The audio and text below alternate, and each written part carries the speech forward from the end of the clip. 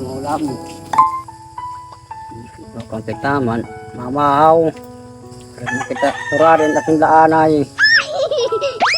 Resanin tanganin harang. Ayos na. Mga dalawang sili. Okay na. Ayos. Pa! Ay, namamaw ka naman. Ayun. Pasensya na natagalan kasi guys, pumunta po ako ng bayan na hinatid ko yung mga pamangkin ko kasi may pasok po ngayon. Kaya ito na yung ulam mo. Ay, kaya Oo. baga nagpalakwalin atin. Yes.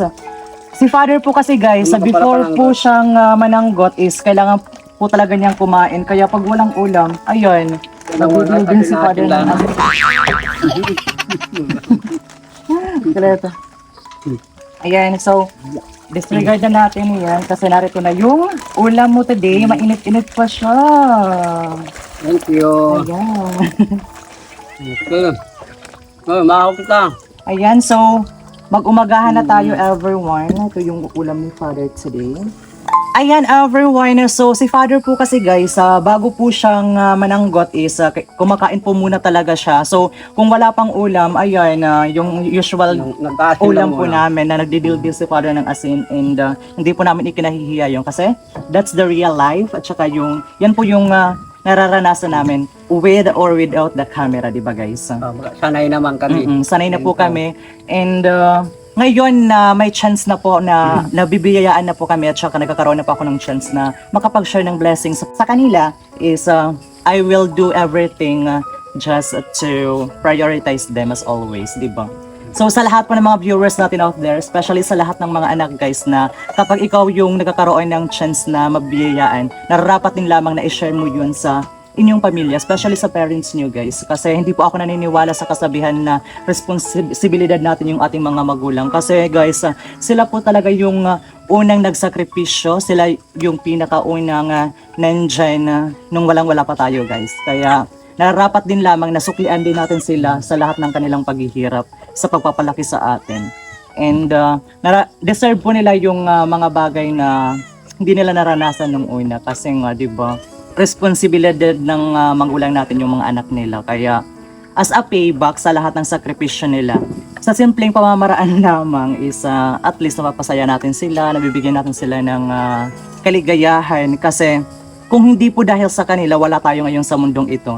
At saka kung hindi po dahil sa kanila, hindi natin masisilayan kung gaano talaga kagandang mabuhay. And yun yung ipinagpapasalamat ko sa kanila. At saka yun yung bagay na hindi talaga matutumbasan ng kahit anong halaga. And I'm so very proud na sila yung mga naging magulang ko. Diba? And kahit gaano man po kahirap yung buhay, at least na-experience din natin yon. And I'm so very thankful for that na naranasan ko lang dahil po yun sa kanila. And utang na loob ko po yun sa kanila. Kaya as a payback, we really need to make them feel happy every day. And of course, kailangan pahalagahan po talaga natin yung ating mga magulang habang nandyan pa sila. Kasi nag-iisa lang po sila sa mundong ito. And sila po yung pinaka-the best na regalo na ibinigay sa atin ng Panginoon. Kaya, ayan, ano po yung masasabi mo sa lahat ng mga viewers natin, especially sa lahat ng mga tao nagmamahal sa iyo? Ang sinasabi ko lang sa inyo, marami nagpapasalamat ako ng lubos na pagpasalamat.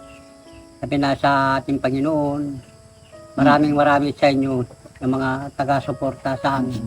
Maraming salamat. Yes, and although may mga panahon talaga, di ba guys, na naranasan natin yung mga challenges, struggles in life, and lahat ng yon is hindi naman siya negative side para sa atin. Kasi ako, sobrang pasalamat ko na na-experience ko yung mga bagay na yon. And nagpapasalamat ako na ganito yung estado ng buhay na meron ako. Ganito yung environment na kinalakihan ko kasi dito ako mas nag-grow. And hindi ko ikinakahiya kung saan kami galing. Kasi yan po yung dahilan kung bakit kami papunta kung saan kami pupunta. And we really know na mas naniniwala pa rin kami na mas maganda yung plano ni Lord kaysa sa mga plano namin. Kaya doon na lang po kami kakapit at saka doon na lang kami mananalig sa Kanya. And sa lahat ng mga blessings na mayroon kami, hindi po yun galing sa amin, kundi galing po yun sa Panginoon. And naging instrumento lang po kami para makapag-share ng good vibes and happiness din po sa inyong lahat. Kaya sa inyong